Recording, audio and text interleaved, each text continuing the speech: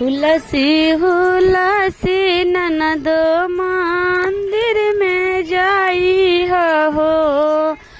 हुलसी हुलसी ननदो मंदिर में जाई हो। मंदिर में जाई के रज दशरथ जैसन सासुर मांगी हो। रजन दशरथ ऐसन सासुर मांगी हो। होते सबेरे ननदो जलावा चढ़ाई हो। होते सबेरे ननदो जलावा चढ़ाई हो।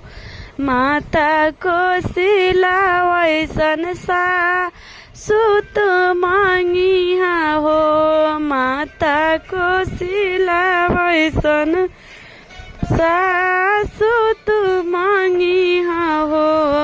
होते सबेरे ननदो फूलावा चढ़ाई हो। होते सबेरे ननदो छत चढ़ाई हो। बाबू लक्ष्मण खानी देवर मांगी हो। बाबू लक्ष्मण खानी देवर मांगी हो।